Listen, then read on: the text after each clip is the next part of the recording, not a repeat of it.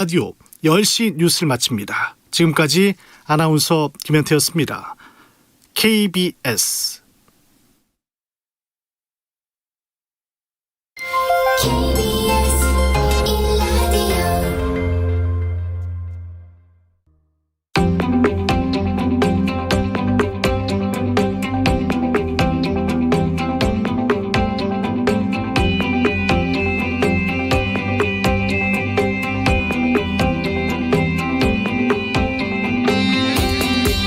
김성환의 시사야.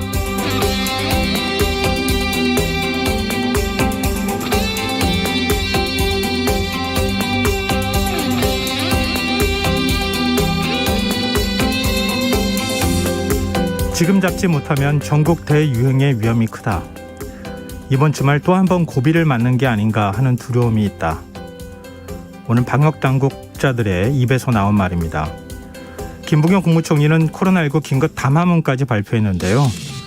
지난 1년 반 동안 모든 국민이 고통을 감내하며 힘들게 싸운 우리의 방역이 중대한 위기에 처했다며 방역 수칙 준수를 강조하기도 했습니다. 방역당국이 이렇게 간곡한 메시지를 낸 것은 지금의 상황이 심상치 않기 때문입니다. 오늘 0시를 기준으로 집계된 신규 확진자 수는 826명으로 3차 대유행에 막빠지던 지난 1월 이후 176일 만에 최대치를 기록했습니다. 특히 걱정되는 점은 활동량이 많은 20, 30대 젊은 층의 감염이 잇따르고 있고 델타 변이 관련자도 계속 늘고 있다는 겁니다. 상황이 이렇다 보니 선행 확진자 접촉으로 감염되는 비율이 46%를 넘었고 감염 경로를 알지 못하는 확진자 비율도 25%로 높아졌습니다. 코로나19가 방심의 틈을 파고드는 일, 우리는 이미 여러 차례 경험해 왔는데요. 백신 접종에 속도가 붙으면서 코로나19 상황을 너무 낙관했던 게 아닌지, 당장 이번 주말부터 우리가 무엇을 실천해야 하는지 다시 생각해 봐야 할 것 같습니다. 시사평론가 김성환입니다. 법원이 윤석열 전 검찰총장 장모에게 실형을 선고하면서 윤 전 총장이 대선 출마 사흘 만에 정치적 시험대에 올랐습니다. 민주당은 대선 경선 시작과 동시에 내홍에 빠졌는데요. 일련의 상황들 어떻게 봐야 하는지 잠시 후 뉴스야 외전에서 자세히 분석해 보겠습니다. 주말인 내일부터 전국적으로 장마가 시작된다고 합니다. 일부 지역에서는 최대 150mm 이상의 집중호우가 쏟아질 예정이어서 각별한 주의가 필요해 보이는데요. 올해 장마는 어떤 양상을 띨지 더 깊이 있게 들여다보는 인터뷰 시간에 전문가와 이야기 나눠보겠습니다. 김성환의 시사에는 청취자 여러분의 관심과 참여를 기다리고 있습니다. 방송 내용과 관련해 의견 있으신 분들은 문자 보내주십시오. 당첨된 분들께는 모바일 상품권 보내드릴 텐데요. 참여하실 번호는 샵 9730이고요. 짧은 문자는 50원, 긴 문자는 100원의 이용료가 부과됩니다. 콩 게시판을 통해서도 무료로 참여하실 수 있고요. KBS 라디오 유튜브 채널을 통해서도 실시간으로 시청 참여하실 수 있습니다.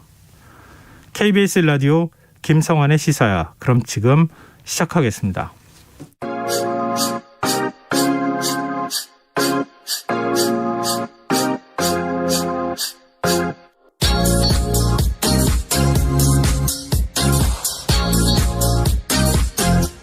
KBS 1라디오 김성환의 시사야.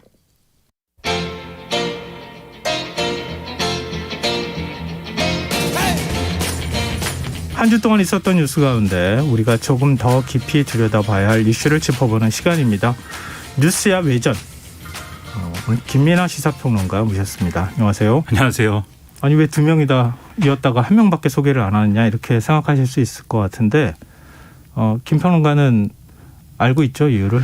배종찬 소장님이 좀 듣고 있는데 제가 볼 때는 일부러 좀 늦는 것 같아요. 왜냐하면 왜요? 너무 사람이 완벽하면 이게 인간미가 없어요. 그래가지고 네. 가끔씩 이렇게 시간에도 듣고 네. 말실수도 하고 이렇게 좀 그래야 인간적인 면모가 드러나기 때문에 오늘은 인간미를 과시하기 위해서 좀 늦으시는 것 같습니다. 배종찬 인사이트K 연구소장 스튜디오 들어올 때 어떤 표정으로 들어오는지 오늘 어떤 태도를 보이는지 좀 지켜보도록 하고요. 일단 도착하기 전까지 김민하 평론가하고 얘기를 먼저 시작해보죠. 이번 주를 이른바 대선 골드위크다 이런 표현을 지금 언론에서 사용하고 있는데요. 민주당에서는 지금까지 대선 출마 선언한 후보. 근데 뭐 더 들어오고 싶어도 들어오기 어려운 거죠. 이미 9명이 출마 선언을 한 상황이고 범야권 후보는 더 많아요. 계속 늘어나고 있는 상황이에요. 여긴 대선 레이스에 들어가지 않은 상황이니까. 지금 이렇게 많은 후보들이 이 과거 같으면 난립이라는 표현을 쓰는데 지금 난립이라는 표현을 쓰긴 조금 어려울 것 같고요. 왜 이렇게 많이 나온다고 보세요? 과거에 이제 뭐 예를 들면 신한국당 구룡 뭐 이렇게 얘기 나왔을 때도 와 이렇게 많이 나와가지고 뭐 경쟁을 한다 뭐 이런 그림이었는데 9명 나왔을 때 구룡이라고 그랬는데 지금 10명도 넘는다라고 하면 굉장히 많은 사람들이 지금 출마를 하고 있는 거죠. 예를 들면 유니스 고영 같은 경우도 뭐 대선 출마를 본인이 직접 이렇게 선언할 것지는 예상 못했는데 이렇게까지 얘기를 하고 있는데 근데 가령 이제 이런 부분이 있을 것 같아요. 굉장히 여러 사람이 나와서 자기 목소리를 내면서 꼭 내가 대통령이 돼야겠다 이런 것보다는 가령 유니스 고영 같은 경우는 본인이 중요시하는 어떤 의제나 아젠다 쪽으로 이 대선에 관련된 논의를 좀 끌어오고 싶다 이 얘기를 하는 거잖아요. 그래서 그런 반영도 첫 번째는 있을 것 같은데. 아니, 유니스 의원 대통령 되고 싶은 생각 없어요?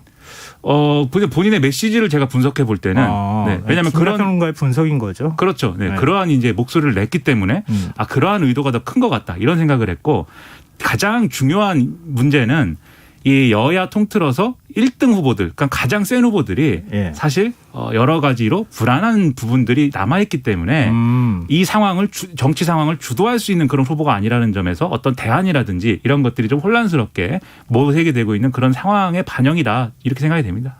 지지율이 높은 후보가 우리 뭐 드랍한다고 표현하잖아요. 네. 언제 내려올지 모르니까 그 다음은 내 차례가 될 수 있다. 이게 연쇄 반응을 일으키면서 후보 숫자를 늘려놓은 측면도 있다. 그렇죠. 그러니까 1등 하는 후보, 강한 후보가 하나 딱 있으면 나머지 대선 출마하고 싶은 사람들도 뭐 어차피 저 사람이 뭐 이렇게 될 건데 좀 이번에는 접고 나는 저 사람의 선거 운동을 좀 더 열심히 할 수 있는 잘할 수 있는 이런 위치를 찾아보자라든지 뭐 다른 역할을 찾아보자라든지 이렇게 할 건데 지금 이제 그런 상황이 아니라는 거죠. 네. 그리고요. 지금 윤석열 전 검찰총장 대권 도전을 공식화한 지 지금 사흘 만에 뭐 앞서도 그런 표현 썼지만 정치적 시험대에 올랐다 이런 평가들이 언론에서 나오고 있는데 이게 장모와 관련된 문제였어요. 원래 뭐 예고가 됐긴 했지만 요양급여를 부당하게 받아 가로챈 혐의로 지금 실형을 선고받고 법정 구속이 됐어요. 그렇습니다. 그것도 대선 출마 선언을 한 후보의 장모가 이렇게 이 선거 운동을 사실상 하고 있는 기간 동안에 구속되는 거의 초유의 사태 아닙니까? 그렇죠. 이게 뭐 사건 내용을 이미 많이 보도를 통해서 보셨겠지만 의료인의 자격이 없는 사람이 사무장병원 사실상의 사무장병원을 이제 만드는데 상당한 자기의 어떤 자금이나 이런 것들을 투입을 했고 그리고 이것을 사실상 실질적으로 이제 운영하는 데 관여한 것으로 이제 보이고 그걸 통해서 이제 부당하게 이 국민연금관리공단으로부터 이렇게 부정의 급여를 수급함으로써 사실은 국가에 피해를 끼친 이런 사건이고 그래서 이것과 관련돼서 그동안 이 사건 자체가 이제 좀 좋지 않은 사건이다. 이게 첫 번째로 이제 국민들의 어떤 여론에 미칠 영향이 안 좋다. 이걸 볼 수 있는 것이고. 국민들이 내는 요양급여를 그렇죠. 불법적으로 가로챈 거잖아요. 그렇죠. 두 번째 이제 의문이 드는 것은 이게 분명히 이제 2015년에 한번 수사가 됐던 사안인데 그때는 이 일을 같이 한 사람들, 즉 사실상의 공범들이 다 수사를 받고 이렇게 처벌을 받고 뭐 이런 단계가 다 신용선고 받았어요. 그렇죠. 대법원까지 가서. 그렇죠. 그랬는데 왜 윤석열 전 총장의 장모만 그런 수사를 피했느냐? 여기에 이제 의문이 하나 더 생기는 것이고 여기에 대해서 왜야? 이렇게 이제 궁금해하는 분들이 늘어날 것이고 그러므로 해서 세 번째로 윤석열 전 총장이 그러면 여기에서 어떤 역할을 했느냐와 더불어서 이 검증 부담이 계속 늘어나고 있는 거죠. 처음에 엑스파일로 시작을 해서 그다음에 배우자의 무슨 언론 인터뷰로 그다음에 이 국면이 이어졌고 이제는 장모의 이제 판결 문제 이걸로 이어지는 상황이기 때문에 검증 국면이 앞으로도 뭐 남은 사건들이 있을 테니까 계속 이제 뭐 이렇게 질질질 끌려가는 이런 상황이 됐다는 게 윤석열 전 총장 입장에서 상당히 부담이 될 것 같습니다. 네. 뭐 1심 판결을 기준으로 해서 지금 현재까지 김민하 평론가가 설명을 했다 이렇게 봐야 될 것 같은데요. 만약 1심 재판부는 지금 김민하 평론가의 논리대로 지금 그 실형을 선고한 거거든요. 그렇죠. 징역 3년을 지금 선고를 한 건데 문제는 뭐 윤 전 총장의 장모는 공인이라고 보기는 어렵잖아요. 그렇습니다. 근데 윤 전 총장은 어떻게 해서든 이 부분에 대해서 뭐라고 설명을 해야 하는 처지. 윤 전 총장은 공인이니까 더군다나 대권을 잡겠다고 나온 후보잖아요. 근데 윤 전 총장의 입장이 무엇이냐 이게 대단히 중요할 수밖에 없는데 법 적용에는 예외가 없다는 것이 소신이다. 이런 입장을 밝혔어요. 이거 어떻게 해석해야 됩니까? 분명히 처음에는 이제 윤석열 전 총장 캠프 측에서는 뭐 별다른 입장이 없다고 그랬거든요. 네. 근데 별다른 입장이 없다는 것부터가 이제 말이 안 되죠. 무슨 입장이 있어야죠. 그러니까 이제 윤석열 전 총장이 자신이 이제 그 정치 참여 선언할 때 했던 그 입장, 이 친인척이라 할지라도 이렇게 엄중한 어떤 법의 적용이나 이 처벌 뭐 이런 것들에는 예외가 없다는 게 내 입장이다 이렇게 설명한 건데 그걸 다시 한번 이제 다시 한번 얘기하면서 이렇게 본인 입장이다 이렇게 얘기를 하는 건데 네. 사실 그거는 당연한 얘기 아니겠습니까? 그러면 그 상황에서 우리 장모이기 때문에 봐줘야 된다 뭐 이렇게 얘기할 수 있는 것은 아니기 때문에 이렇게 얘기한 건 당연한 것인데 국민들이 바라는 건 이 사건에 대한 본인의 입장을 지금 요구하는 거거든요. 궁금한 거거든요. 네. 그래서 누구나 처벌 받아야 된다. 친인척이라고 예외가 없다. 이것만으로 이 맥락의 어떤 설명이 안 되는 문제이기 때문에 추가적인 입장 표명이나 뭔가가 있어야 된다고 생각을 합니다. 법 적용에는 예외가 없는 건 대한민국에서 누구나 다 마찬가지니까 그렇습니다. 예외가 있었다는 얘기로 들리잖아요. 거꾸로 얘기하면. 그렇기도 하고 지금 이 윤석열 전 총장의 장모의 변호인 측은 또 이 수사가 굉장히 정치적으로 진행됐다. 이게 일종의 검찰의 정치 검찰의 어떤 뭐 이런 공작이다. 뭐 이런 식으로 또 메시지를 내고 있어서 그런 부분들도 상당히 의문이죠. 이 검찰총장 출신도 못 믿는 검찰이다. 뭐 이런 생각도 들고. 네, 물론 이제 그 변호인 측은 또 검찰총장 윤석열 전 검찰총장하고는 다른 사람이지만 네. 여러모로 혼란스러운 상황입니다. 지금 저희가 얘기를 나누고 있는 동안에 배종찬 인사이트 K 연구소장이 오셨습니다. 요즘 힘드신 모양이. 죄송합니다. 뭐 버스를 타고 오는데 조금 시간대가 안 맞아가지고 네, 양해를 구하겠습니다. 죄송합니다. 저희 청취자 4640님께서요. 배 수장 원래 지각쟁이에요. 그래서 김이나 기자 말 맞다나 인간미 있어 귀여워요. 이런 문자를 주셨어요. 제가 일부러 늦고 있다 이렇게 설명을 드렸습니다. 네. 인간미를 과시하기 위해서 너무 완벽해 보이면 사람이 인간미가 없기 때문에 그래서 늦고 있다 이렇게 설명을 다 드렸습니다. 네, 크게 뭐 도움은 안 되네요. 윤석열 전 총장 장모와 관련해서는 묻지도 않았어요. 네네. 곧바로 얘기하면 어떡해요. 묻지 않아도 답을 해야죠. 네. 미안하니까 네네. 죄송한 마음에. 네. 첫 번째는 저는 명확성이 필요하다. 왜냐하면 사건이 있었던 건 2013년이고 2년 동안 벌어졌던 일이고 과연 2012년에 결혼한 윤석열 전 총장이 몰랐을 수 있을까? 이 부분을 저는 좀 명확히 할 필요가 있다. 그래서 첫 번째는 이제 명확성이고 두 번째는 투명성입니다. 그러면 당시에 2015년에 수사를 맡았던 검사는 이 채모 여인과 관련된 이 사위가 윤석열 전 총장이라는 걸 몰랐을까? 몰랐다고 하잖아요. 지금. 근데 상식적으로 잘 이해가 되지는 않아요. 검사 세계에서 누구 사위가 있다라는 것을 몰랐을 수 있을까? 그 부분에 대해서 좀 더 설득력 있게 설명이 좀 있을 필요가 있을 것 같고 마지막으로 이제 신뢰성입니다. 네. 이게 이제 국민건강보험공단의 22억 9천만 원이기 때문에 네. 조국 전 장관도 10원? 아니야. 22억 9천만 원이야. 라는 걸 SNS에 올렸거든요. 그만큼 국민들도 좀 의문스러워요. 아무리 빚을 받기 위한 채무 입장에서 이 채무자에게 이름만 걸어놓았던 것이다. 그런데 과연 그런 법적인 관계를 사위는 몰랐을 수 있을까? 상식적으로. 상식적으로. 예를 들면 일반 상식에서는 뭐 사위한테 내가 이런 거 해도 될까? 이렇게 물어볼 수 있지 않을까요? 우리가 적어도 집안에 의사만 있어도 건강검진은 어떻게 해야 돼? 내가 건강검진에서 이렇게 나왔는데 어떤 결과로 받아들이는 게 맞는 거야? 이게 물어볼 거잖아요. 예. 그래서 저는 명확성, 투명성, 신뢰성 측면에서 윤석열 전 총장이 더 설득력 있게 해명이 필요하다는 것으로 보입니다. 네. 그럼 민주당 송영길 대표는 또 이렇게 얘기합니다. 과거 윤 전 총장이 최순실, 박근혜 두 사람을 구속 기소할 때 이 논리적으로 됐던 게 경제 공동체 이론이었다. 근데 지금 윤 전 총장의 경우에는 장모는 공인이 아니니까. 근데 장모하고의 관계가 굉장히 중요한 건데 이 장모하고 사위 관계이기 때문에 사실상 경제 공동체 논리가 적용될 수 있는 게 아니냐. 이거 설득력 있는 주장입니까? 이게 그러니까 김건희 씨도 여기에 이제 포함될 수 있을 것 같은데. 이게 법적인 표현이냐 정치적인 표현이냐 두 개를 나눠서 봐야겠는데요. 그 당시에 이제 이 최순실 씨와 뭐 박근혜 전 대통령의 관계를 경제 공동체론으로 이제 묶은 거는 이 한 사람이 저지른 죄에 대해서 다른 사람까지 이제 함께 이제 죄를 묻기 위한 그러한 이제 논리를 가는 과정에서 필요했던 어떤 징검다리들이었던 거잖아요. 네. 그래서 법으로 적용했을 때 이제 그런 것인데 가령 지금 상황에서 이제 이 장모가 이제 이 윤석열 전 총장의 장모가 죄를 저질렀는데 이 죄에 대해서 일종의 경제 공동체론으로 묶어서 예를 들면 윤석열 전 총장을 뭐 공동 정범이나 이런 걸로 묶을 수 있는 거냐 이제 그건 아니죠. 그건 이 별개의 범죄이기 때문에 그건 아닌데 다만 정치적으로 우리가 윤석열 전 총장이 정치를 하겠다고 나왔으니 예. 그 정치인으로서 우리가 평가를 할 때는 결국 이 장모가 윤석열 전 총장의 장모가 이렇게 부정하게 어떻게 모은 여러 가지 재산들이 윤석열 전 총장과 그 배우자 같이 이제 살고 있으니까 네. 이 가정의 어떤 재력의 바탕이 됐을 것이기 때문에 그러한 점에서는 저렇게 부정하게 모은 돈으로 대선까지 치를 수 있는 지위를 갖게 된 사람을 얼마나 그러면 우리가 정치적으로 신뢰할 수 있고 정치적으로 얼마나 평가할 수 있는 거냐 이런 점을 평가하자고 한다는 점에서는 뭐 이러한 이제 용어를 쓸 수도 있다고 봐요. 근데 지금 이제 이 논리 아닌가요?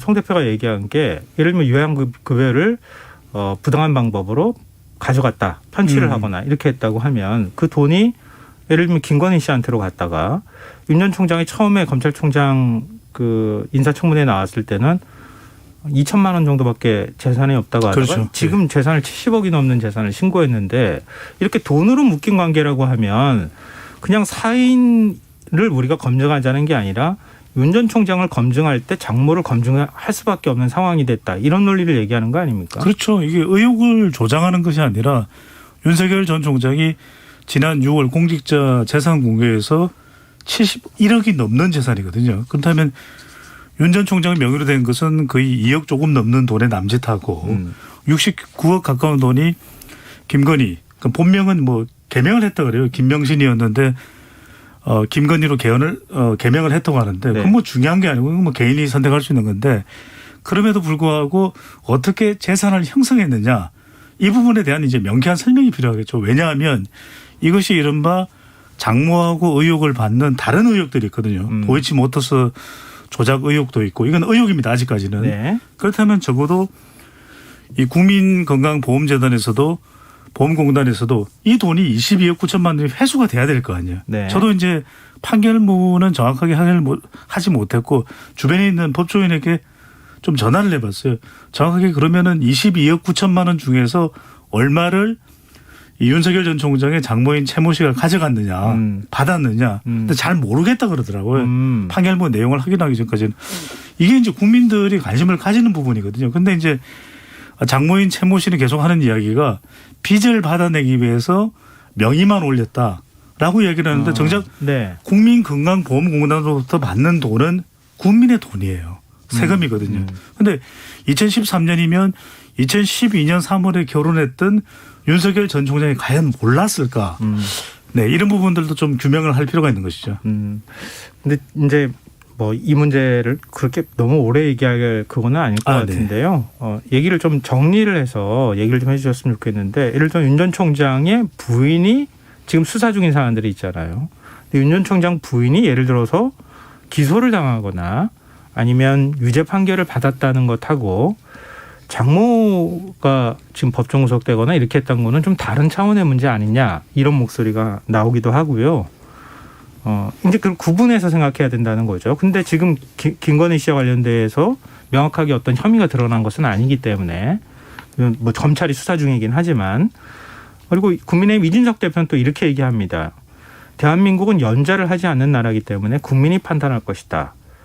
이런 논리에 대해서는 어떻게 보십니까? 그러니까 용어들을 좀 엄밀하게 써야 될 필요가 있는데요. 대한민국은 연좌제가 없죠. 연좌제가 없다는 것은 나의 장모가 무슨 어떠한 죄를 저질렀을 때 그 죄 때문에 내가 공무원 임용에 제한을 받는다든지 뭐 이런 것이 연좌제인 것이지 선거에 출마한 사람의 장모가 저지른 죄로 정치적인 판단을 하지 말아야 된다. 근거로 삼지 말아야 된다. 이게 연좌제인 건 아니죠. 그것은 당연히 유권자 입장에서는 저 사람이 대통령이 됐을 때 저 사람 주변 가족들이 어떻게 처신할 것인가.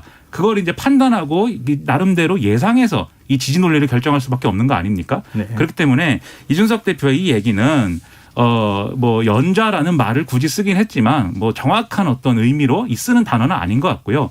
이게 결국은 장모의 어떤 범죄 행위에 윤석열 전 총장이 역할을 했느냐 안 했느냐 이걸 기준으로 따질 필요가 있다는 말을 강조하기 위해서 한 말 같고, 그러나 국민들이 볼 때는, 유권자들이 볼 때는 뭐 명확하게 그렇게 무자르듯이 구분되지 않는 사안일 것이다. 아까부터 이제 계속 드린 말씀이죠. 네네. 예.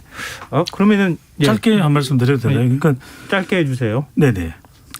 윤석열 전 총장이 유력 대선 후보가 아니라면, 그리고 대선에 출마할 가능성이 없는 후보라면 사실 이 정도의 규명은 필요 없을 수도 있겠죠. 그러니까 연좌제를 적용하겠다는 것도 아니고 또 부인과 관련된 의혹 때문에 대선에 출마하지 말라는 이야기도 아니거든요. 그러니까 무슨 이야기냐면 적어도 규명은 돼야 되는 부분이죠. 왜? 대통령이 된다 그러면은 제2부속실장도 있고 영부인으로서의 국가를 대표하는 자격도 있기 때문에 세 가지입니다. 첫 번째는 이제 신상에 대해서 정확하게 좀 알고 싶다는 것이고, 네. 두 번째는 69억에 가까운 배우자의 재산이 어떻게 형성됐는지 궁금하거든요. 그리고 마지막으로는 윤 전 총장이 결혼을 하고 난 이후에도 있었던 그런 행위들이기 때문에 윤 전 총장이 과연 법적 관련된 내용인데 몰랐을까, 이 부분이죠. 네, 여러 얘기가 좀 반복되는 측면이 있는데요. 네. 왜 제가 짧게 해달라고 말씀드린 거냐면은 질문할 게 있어서였어요. 네. 그러니까 엑스파일 논란이 지금 소환이 됐고, 이제 처음에는 초기에 아마 줄리라는 이름은 많은 분들이 알고 있으셨을 텐데, 사실 언론에서 언급하기가 어려웠었거든요. 근데 김건희 씨가 언론과 사실 좀 생소한 언론이지만 탐사보도 언론과 인터뷰를 하고 난 다음에 언론이 공개적으로 지금 줄리라는 얘기를 할 수 있게 된 상황이 됐단 말이에요. 이 지금 김건희 씨의 해명이 뭐 홍준표 국민의힘 의원, 지금 이제 대선 후보군에 포함되어 있는 인물이기도 하지만 이거 패착이다 이렇게 표현하고 있는데 두 분은 어떻게 보세요? 그럴 수 있는 해석이 여지가 있다고 봅니다. 왜냐하면은 궁금한 부분은 참 많습니다. 왜냐하면 이제 윤석열 전 총장이 대선 후보로 출마 선언을 했고, 그럼 가족과 관련된 의혹이 이제 엑스파일로 전달되고 있는 상황이라면 뉴스버스라고 하는 인터넷 매체에서만 해명을 할 것이 아니라 정말 궁금한 부분들의 질문을 다 받고 해명을 할 필요가 있겠죠. 첫 번째는 이 본인이 줄리라고 하는 예명으로 불리는 것이나 아니면은 호텔의 호스티스로 의혹을 받는 부분에 대해서는 해명을 했습니다. 전혀 말이 안 된다. 터무니없다. 기가 막히다. 두 번째는 유부남과 동거를 한 적이 있느냐는 부분에 대해서도 말이 안 된다. 나는 함께 생활을 같이 했던 사람들도 있다 규명을 했거든요. 네. 근데 세 번째는 추가 질문이 나올 수도 있는 것이고, 특히 이제 이런 가십성 관련된 논란들은 본인 스스로 적극적으로 해명하는 것에 대해서 이제 공식화됐기 때문에 그동안에는 이 부분도 참 민감한 부분이었거든요. 근데 더 중요한 건 뭐냐면 학력과 관련된 부분도 있을 테고요. 뭐냐면 석사학위를 뭐 2개 했다, 박사학위도 가지고 있다.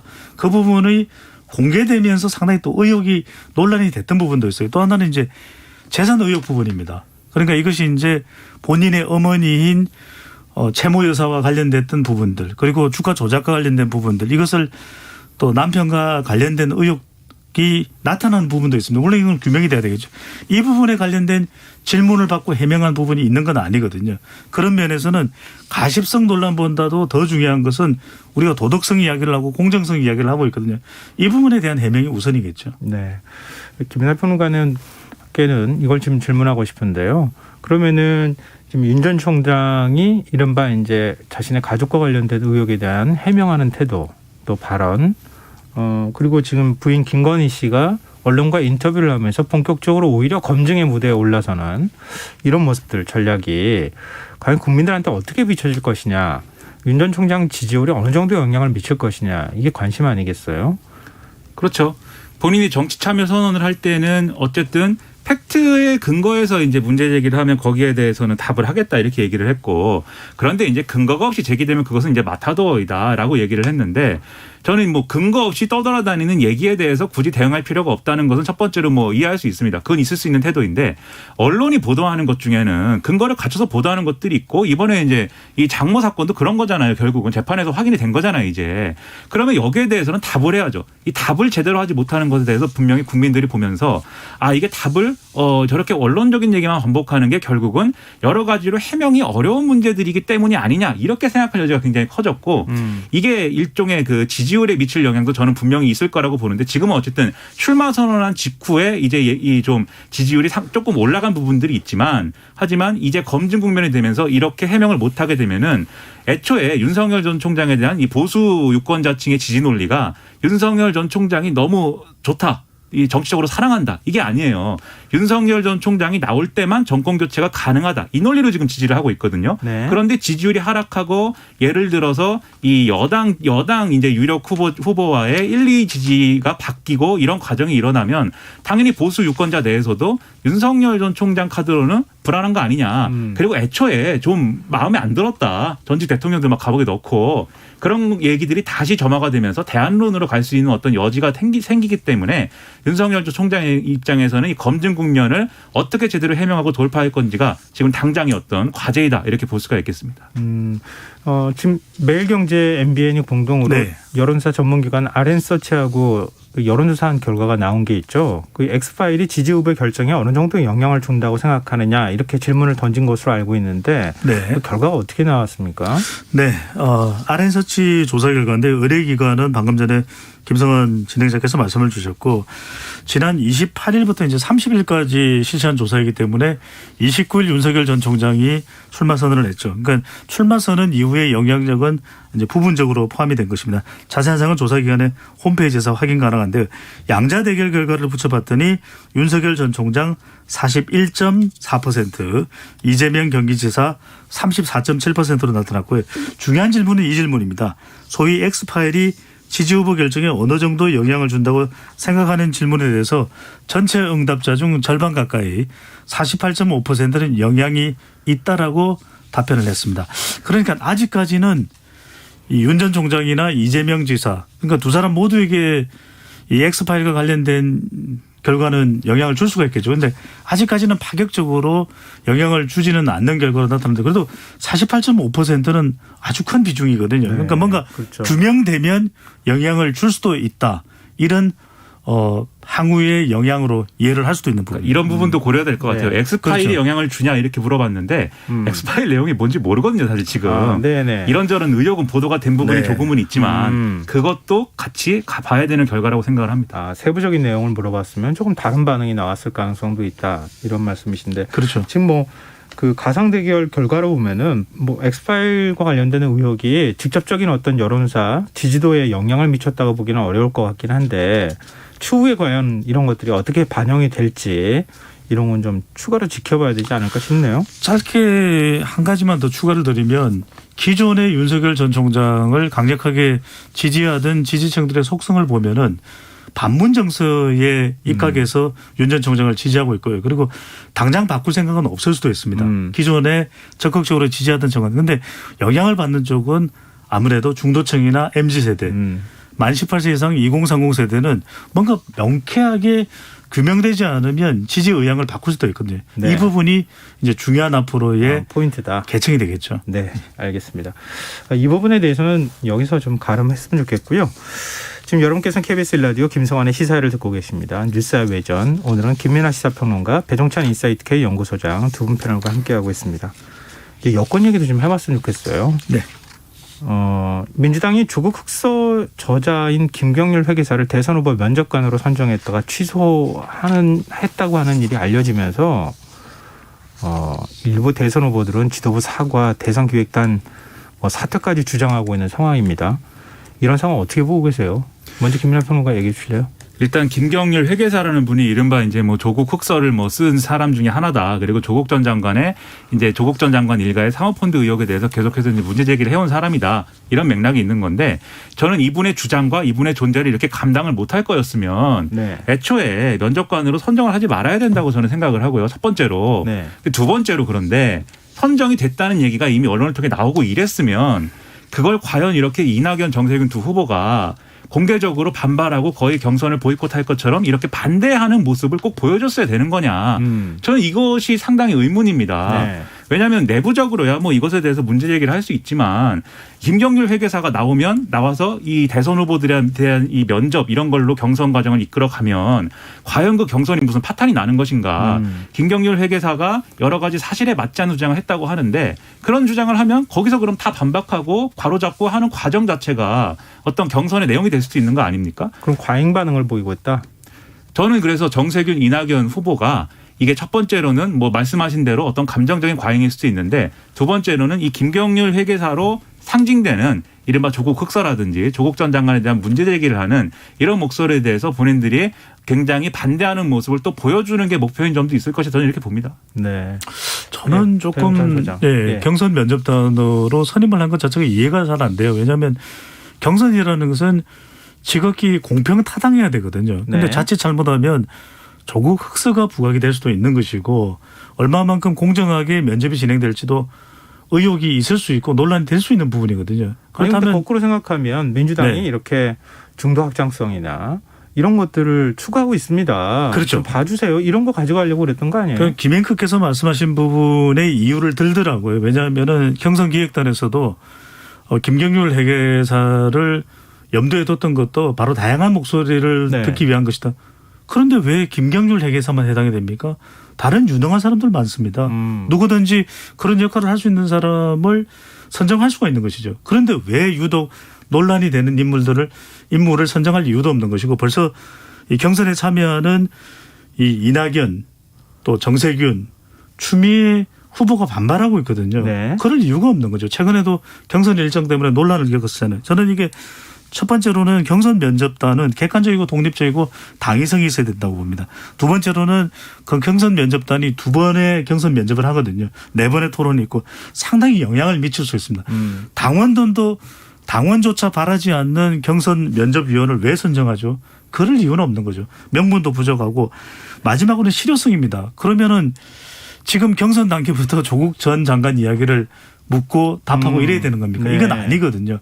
오롯이 이 후보로 나선 9명, 이제 7월 5일 이후부터는 이제 8명이 될 수 있는데 이들의 정책이나 비전을 듣는 것이 더 중요하거든요. 그러니까 저는 애초 경선기획단이 좀 더 신중하고 사려 깊었다면 이렇게 끌고 가지는 않았을 거라는 생각이 듭니다. 저는 두분 다 경선기획단이 부정적으로 얘기하고 계시네요. 경선기획단이 그러니까 저는 소화를 할 수 있는 어떤 결정이었으면 그러니까 당내 반발이 없이 설득할 자신이 있었으면 저는 할 수 있는 기획이라고 봐요. 저는 뭐 이건 배 소장님이랑 다른 의견이지만 네. 그런데 결과적으로 이게 이렇게 파탄이 났기 때문에 그럴 거면 왜 했냐, 왜 결정했냐 이제 이게 저는 문제라고 보고 그 다음에 결국 이 얘기 또 나올 거예요. 조국의 강을 역시 민주당은 못 건너고 있다. 지금 이렇게 반발해가지고 김경률 회계사가 문제가 돼서 막 언론 인터뷰도 나오고 이 자체가 민주당은 조국의 강을 못 건너고 있다예요.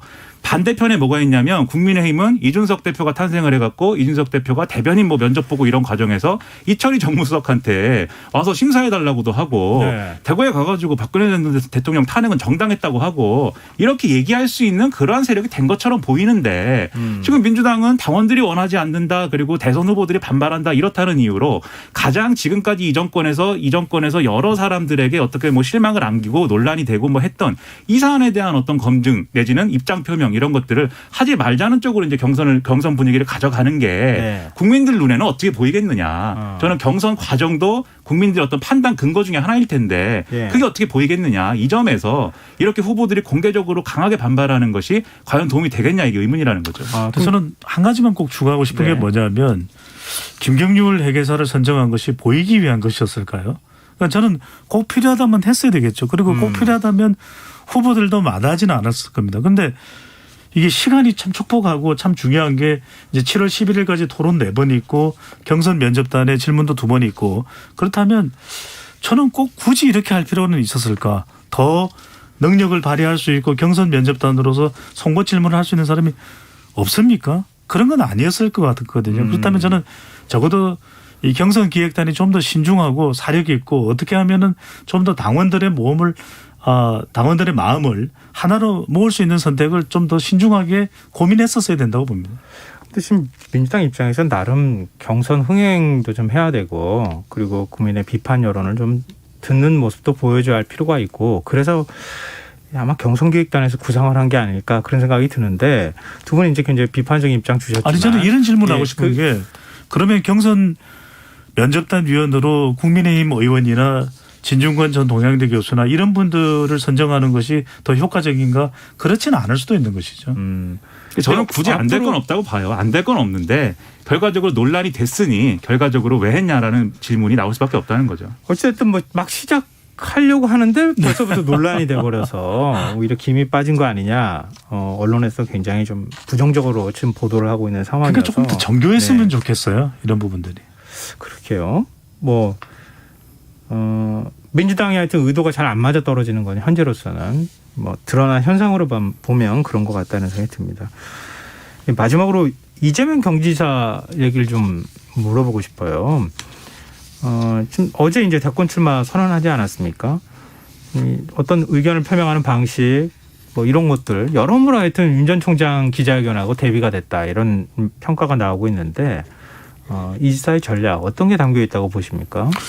저는 차별화 전략이 있죠. 그리고 좀 중도 외연을 확대하고 MZ세대의 마음을 잡기 위한 그런 전략적인 포석도 담겨 있습니다. 그러니까 나무를 자꾸 이야기할 것이 아니라 잎을 이야기할 것이 아니라 나무 전체를 이야기해야 청년 정책이라는 것은 제대로 수립이 될 수 있다. 이렇게 이야기를 하고 있기 때문에 유력 대선 후보로서의 중도층을 포섭하고 MZ세대로 외연을 확대하기 위한 그런 전략적인 시도는 좋다고 봅니다. 그런데 저는 이런 이야기를 데이트 전문가로 드리고 싶어요. 네. 선거는 결국 나를 지지할 수 있는 사람들의 마음을 잡는 것이거든요. 우선적으로. 네. 저는 더 솔직했으면 좋겠어요. 솔직했으면 좋겠어요. 네, 뭐가 더 솔직해야 된다는 뜻이에요? 더 솔직하게 표를 너무 의식하기보다는 내가 원하는 대한민국이 뭐냐.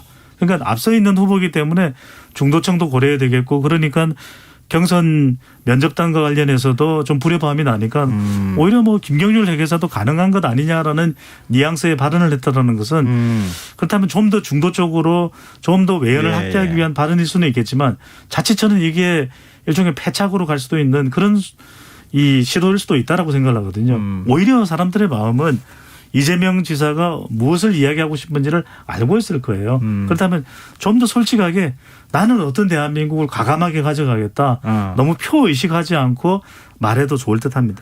지금 말씀하신 게 개혁을 언급하지 않았다. 그리고 성장을 더 방점을 둔 듯한 그런 태도를 보였다. 뭐 이런 것들 지금 언론에서 보도하고 있더라고요. 그게 이제 여당에서는 어느 정도 지지를 얻고 있으니 중도 확장을 노리기 위한 전략이다. 이런 분석. 지금 뭐 배종찬 소장도 얘기하셨지만 김민하 평론가 어떻게 보세요?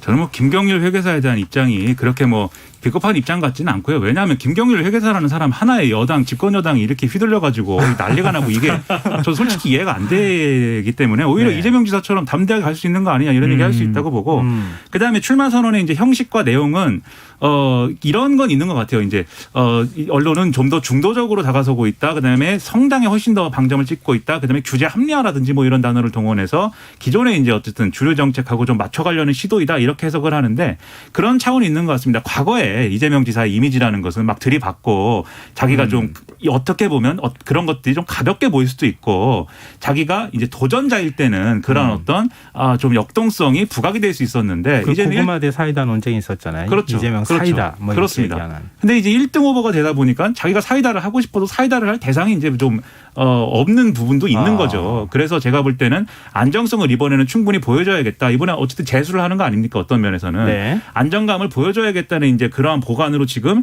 이러한 이제 출마 선언의 모양새를 만들었다고 보는데 그런데 저는 우리가 흔히 하는 얘기 중에 원판은 속일 수 없다 이런 거 있습니다. 이재명 지사가 가지고 있는 정치적 캐릭터로서의 그러한 본래 모습은 결국은 나올 수밖에 없거든요. 네. 그게 이제 나오는 거는 확실하게 나올 것이기 때문에 아마 이 출마 선언과 이 모양새로만 아마 끝나지는 않을 거다라고 생각합니다.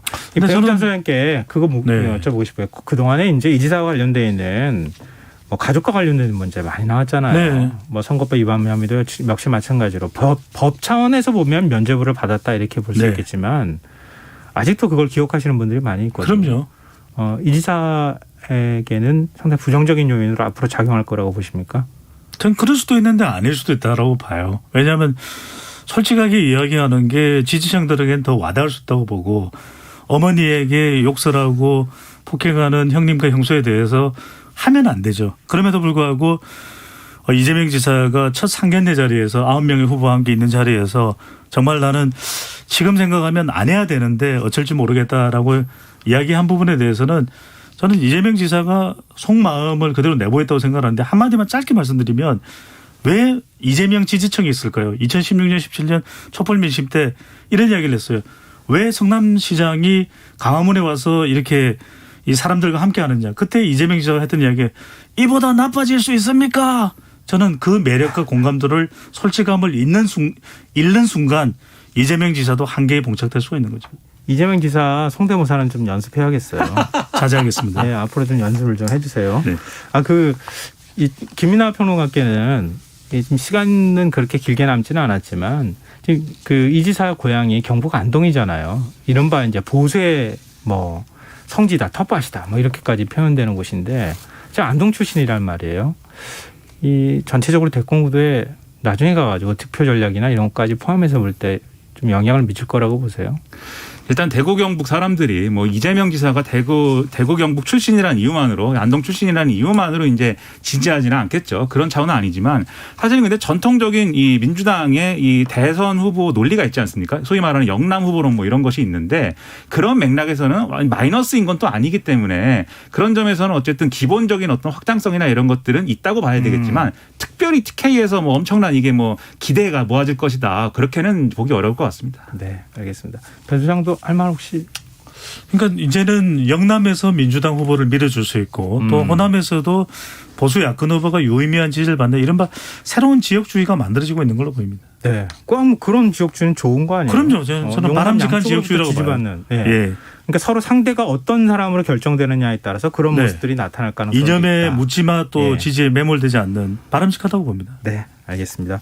오늘 뉴스의 배전 여기까지 하겠습니다. 지금까지 배종찬 인사이트K 연구소장 김민하 시사평론가 두 분과 함께했습니다.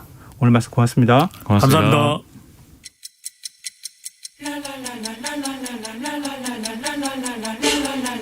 바쁜 당신을 위해 준비된 밤 시사야. 시사평론가 김성환과 함께합니다.